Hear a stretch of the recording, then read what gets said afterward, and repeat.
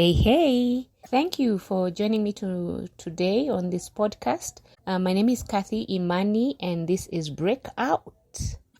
Without wasting any time, because time is of essence and, I've been MIA for a bit. I'm still trying to get my rhythm, so bear with me as I do this. But I'm also learning to be more disciplined. Yeah, discipline is key, but that's not what we want to talk about today. Today, if I were to give it a title, it would be, What Were You Thinking? What were you thinking? Sounds a little bit condescending, right? But I know each of us has those moments where when you look back, you ask yourself, what were you thinking? And it's not a very bad thing to ask yourself, because here is the thing. Our thoughts are important. Our thoughts tend to steer us where it is we are going. Yeah, think about an iceberg. My facts could be wrong, but there's an element of truth nonetheless. And the wrong part here could be the exact percentage. But I've seen it said that 2% of the iceberg is what is above the water, and the remaining 98% is below the water. And that 98% that we do not see is the one that is able to cause greatest damage to a ship.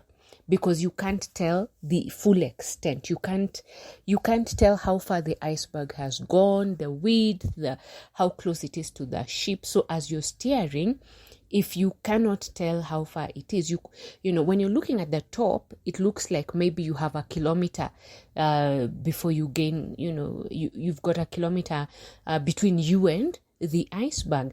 But in actual fact, the reality is whatever is under is a meter away. So if you work with your 1 kilometer theory, you're going to crash into the iceberg. And it is that poses the biggest danger to the ship. That what we do not see is what can actually sink the ship. I'm going to quote from the Bible, which is a book I find with a lot of wisdom. And in Proverbs 23 verse 7, it says, for as he thinks in his heart, so is he. And it continues to say other things. But the gist of the matter is, one who thinks he can't, won't. And one who thinks he can, will. So whatever we tell ourselves, whatever we think about ourselves, by the way, we don't even need to say it. We don't need to verbalize it. But whatever we think of ourselves, it comes out. It comes out.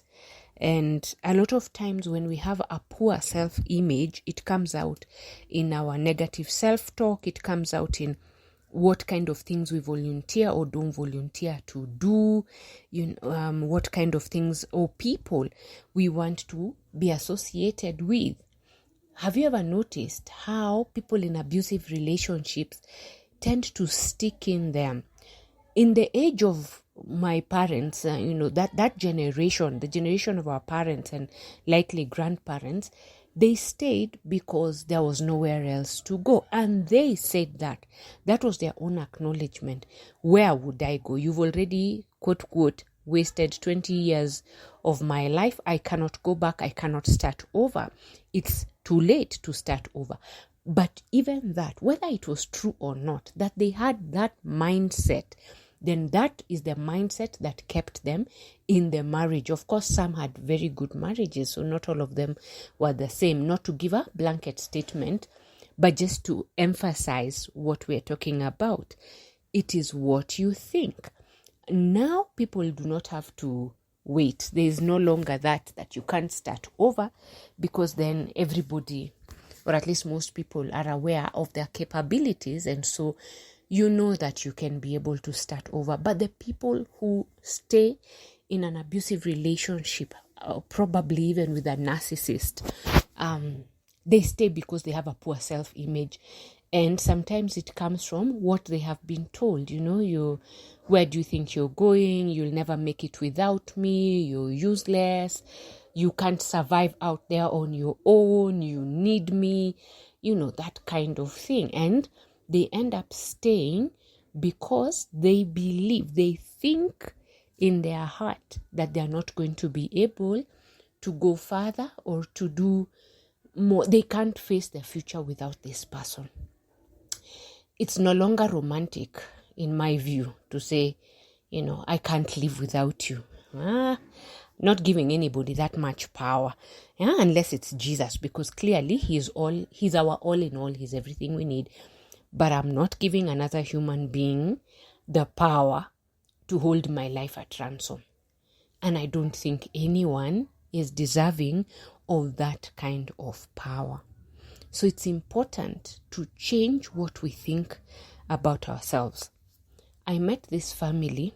They were traveling. We were traveling together, and I realized that the parents would consistently call their children and remind them of some affirmations that they would speak over themselves.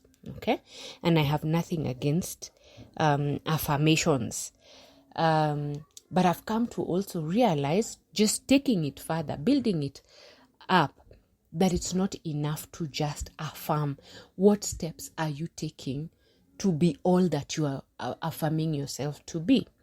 If somebody says you're not an unreader, you read very well, you read many books, you read fluently, those are affirmations, positive affirmations, and they are good for you, because the way the soul, the heart, the mind, and I've had this said by Dr. Caroline Leaf. You can look her up.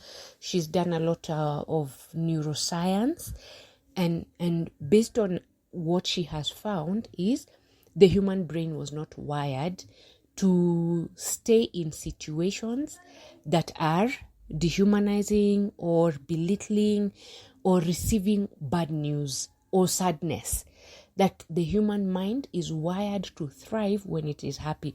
But when the joy is taken away, when situations are bleak, when words that are always negative are spoken, the brain begins to shrivel up. Yeah? Look her up, Dr. Caroline Leaf. I've learned a lot from her. But that's what we are saying. It is good to say those positive words, but are you taking any steps? Because I could be saying I'm a great swimmer, I'm the world's best swimmer, and I cannot get myself inside the water. All my affirmations won't work. So affirmations, just like faith, require an action. Faith without action is dead. So without putting in some work, my affirmations are just going to be, I guess, good wishes. They're not going to work. They shall not do anything for my life. Maybe just make me feel good, and then after a while, I'll realize I still don't have results except that I feel good. Yeah, and if I don't have tangible results, if I don't see any other form of progress, then I'll likely just go back to square one. Nothing really is happening. Romans 12, verse 1 and 2. Verse 2 is where it's all at, but let me take it from verse 1 and 2. It says, I beseech you, therefore, brethren, by the mercies of God, that you present your bodies a living sacrifice, holy, acceptable to God, which is your reasonable service.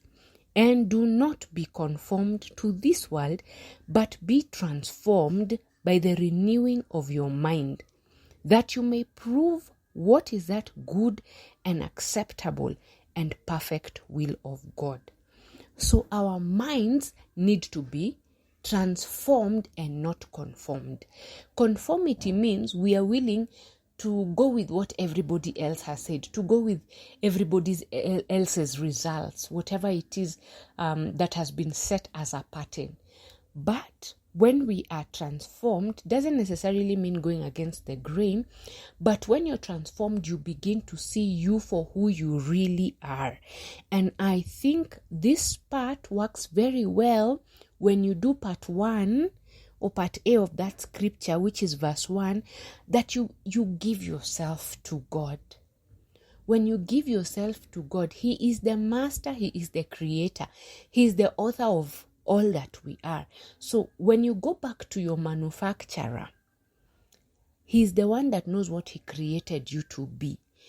Then He gives you His blueprint of who you are supposed to be. You get an identity, and so you no longer have to squash yourself or fit into a mold. Because when you fit into a mold, then you deny the world your authentic self. And yet, you were created to meet a specific need. You were created to do something unique in this life, something that only you can do. And that's about purpose. And you know by now that we like to talk a lot about purpose and our pursuit of it. So when you are conformed, it means you're not living out who you really are. You will not get to your full potential of what you are created to be, who you are created to be. But when your mind is transformed, when your mind is renewed, then you're able to see things at a different level. You're able to see things from a different angle, from different facets, and that is what enables you to even provide solutions, because you're not looking at a problem from the same level. It is a calling to live higher than where the solution, the problem presents itself. So, my charge today, what are you listening to? What are you thinking about? What are you thinking about? What's on your mind? If your mind is renewed, then you'll be able to see yourself and to see situations the way they really are and apply the right solutions or innovate the right solutions to meet this need. Don't deny the world a chance to interact with your authentic self because you want to follow the pattern. Do not be conformed to the patterns of this world. Do not be conformed to stick to only what has been done. Just because it's never been done before doesn't mean it cannot be done. You are the one who is going to do that thing that only you can do. That's it for me. Thank you for coming in, and I hope that this has blessed you. I hope that this has encouraged you, and looking forward to hearing what it is that you've gleaned from this podcast. See you on the next one. Yours faithfully, Imani.